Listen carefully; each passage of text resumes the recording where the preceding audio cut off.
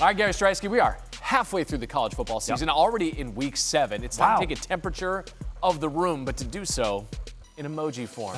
Yes. So it's not just how you doing, it's how you the Gen feeling. Zs. How you feeling? And we got a trio of options. Are you nervous? Are you neutral? Are you excited about the second half of the season, about the rest of the way? If you're asking me personally, I'm not. Very excited. Well, I'm asking you about Penn State. I kind of just wanted to tell you how I was feeling, but not I asking you thought we personally. were friends. Well, Okay, we're going to get that on the Penn download. State. Yes. Happy Valley. What are you? Many things to be happy about, although I think the Nittany Lions should be feeling nervous right now. Why? At USC. Undefeated, just cracked into the top 5. Correct. Couple newcomers into that top 5.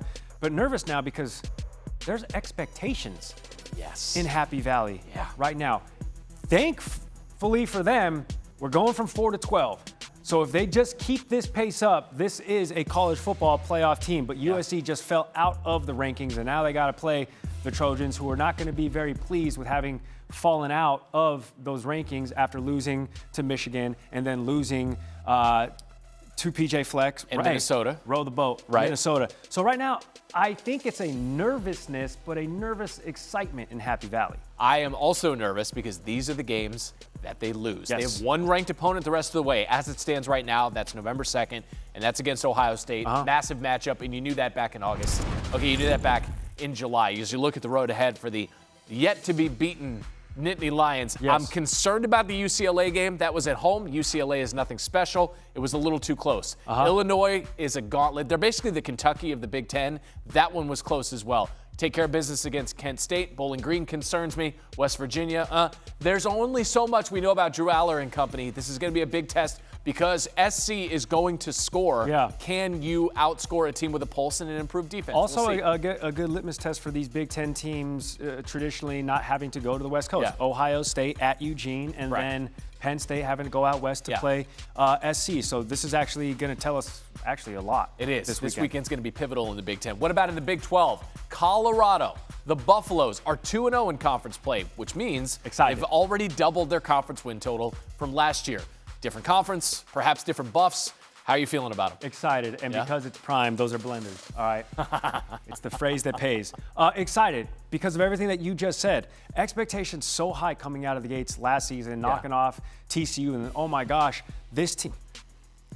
I remember in week 2 or week 3 last year on SportsCenter, we brought Paul Feinbaum on and asked him if this was a playoff team. All right? Yeah, and then had that conversation. Drastically, quickly, expeditiously downhill. But they have a bona fide second best betting odds Heisman player right now in Travis Hunter, and they're 1 win away, 2 wins away from actually being bowl eligible. Nobody expects this team to be a playoff team. They're not a New Year's 6 team, but this has been a drastic improvement thus far from last season. Yes, offensive line, still an absolute sieve. Yes, Shedeur Sanders on the carpet all the time. 5 sacks, 6 sacks per game.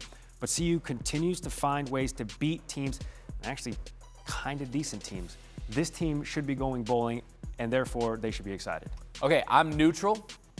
Can't be neutral. I am, and here's what, because here's the thing. Gary, you can't shift gears without going through neutral. Going through neutral. So right now we're in neutral. Well, you're not trying to save gas. You're trying to put the foot on the gas. All gas, no brake. Correct. Okay. No, I understand that. Which actually would be super scary if that happened. Yeah. And that's why they have runaway truck ramps. That's why they have those, which is actually like a gravel quicksand. Have you ever been on one of those? I've never been, thankfully. It's a little bit dicey. Thankfully, knock on wood.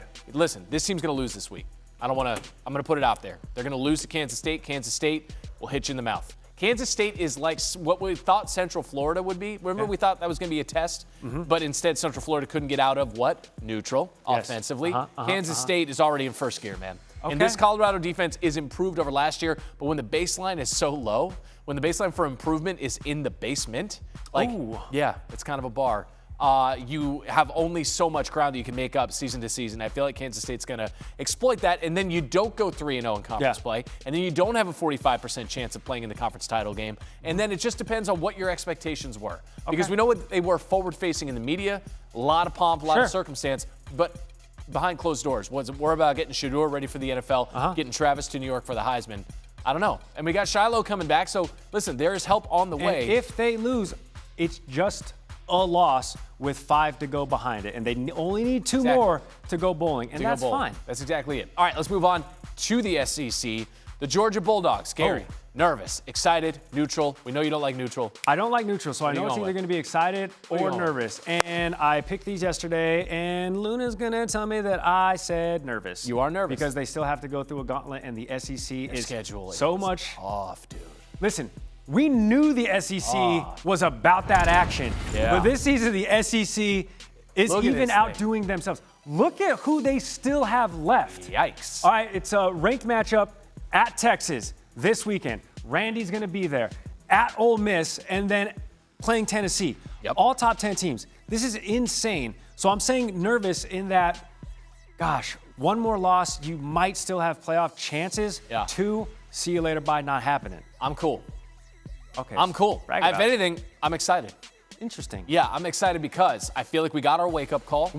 Yeah, if we're Georgia, okay. If I'm in the Georgia You're locker just putting yourself on the team. If I'm in the Georgia locker room, I like how we responded in the only loss of our season at Tuscaloosa. Had a late lead. Okay. Kind of a fluky play that beat us. Okay, so you know that you can hang with the top teams in the country. You have had your wake-up call at practice. This is what coaches love. They love an air quotes good loss in terms of I got plenty of film I can show my guys. I can kick their you-know-whats in practice. They can't fight me because now we have a loss on it. Yep. And now we know that we're going to go to Texas. They're going to put a number on Mississippi State. Okay, going to grind the heck out of the Bulldogs. Then they're going to go to Texas, show some things, some wrinkles offensively that they haven't shown so far. They're going to win there, and then the rest of the season's out in front of them. And as you said, I got room to play with here. Okay. I got a little margin. Sure. I can have one more loss and still make the college football playoff. I'm getting a call right now. You know who that is? Who's that? That's Coach Smart. Yeah? Saying you're full of it. Ooh,